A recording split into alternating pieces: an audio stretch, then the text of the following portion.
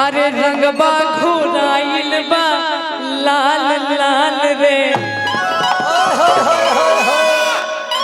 अरे रंगबा घोराइल बा लाल लाल रे। धई के पतरकी के डाल डाल रे। रंगबा घोराइल बा लाल लाल रे। धई के पतरकी के डाल डाल रे। यदि हमरा में को लगइबा कहतानी तू बहुते बिकइबा।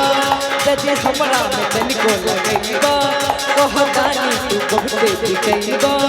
खाली छुअल चाहे ना है गोर गाल रे, गोर गाल रे, गोर गाल रे। अरे रंगबा घोराइल बा लाल लाल रे।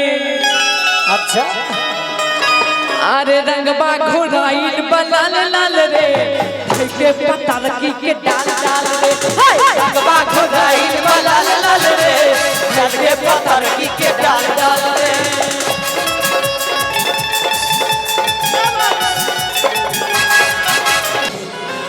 हो जब निकले घर से बहरिया सब चाहे लरावल नजरिया।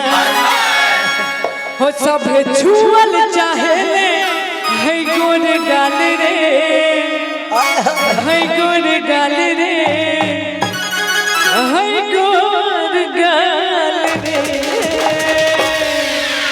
और अपना मिथिलांचल में लड़के के छौड़ी से हो कहल जाय छै। रे छौड़ी तोरी चुनरी बा लाल लाल रे। छौड़ी तोरी चुनरी बा लाल लाल रे। रोड पे चले लू कमाल चाल से। तोरी तोरी चुनरी बा लाल लाल रे। रोड पे चले लू कमाल चाल से। कब निकले घर से बहरिया सब चाहे रावण नजरिया। सब छुअल चाहे है गोर गाल रे, गोर गाल रे, गोर गाल रे। क्या बात है। और अही के भोजपुरी में होली गीत से हो निकाला छे। हमरा के तरफा के तू मनाना का पैबा। ए राजू घरे बाकी ना आइबा। ए राजू घरे बाकी ना आइबा। हमरा के तरफा के तू मनाना का पैबा। हमरा के तरफा के तू मनाना का पैबा। ए राजू घरे बाकी ना आइबा। ए राजू घरे बाकी ना आइबा।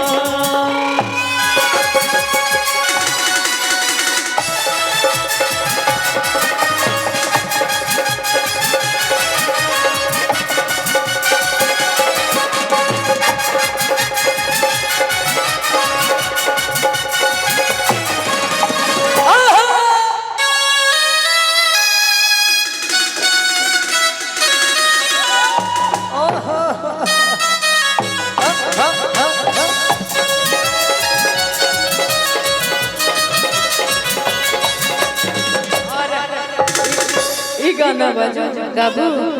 अरे कनवा में शोभे वाली जूड़ा से लगा के जली।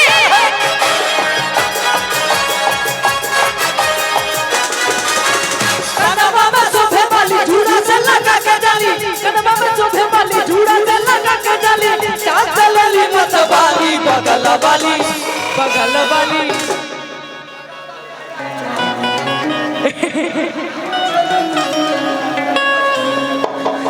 अच्छा एक गांव में ककरो नाम छिए बगल वाली बुझाइए। अरे कनवा में शोभे वाली जूड़ा से लगा के जली।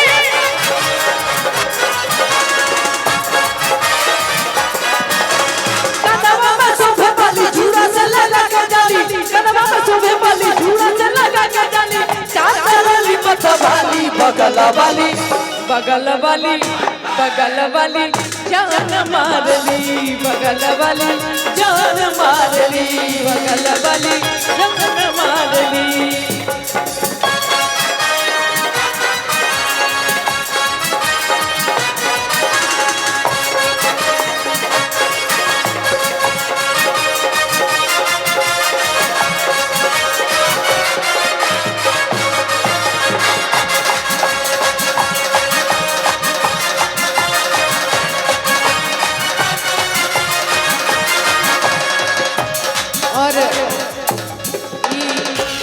होली के धुन बजले थे ते हम एक दूटा होली सुना दे छी तकर बाद बहुत रास कलाकार छै सर आवाज उठा कर रखना यो सर मॉनिटर में आवाज उठा कर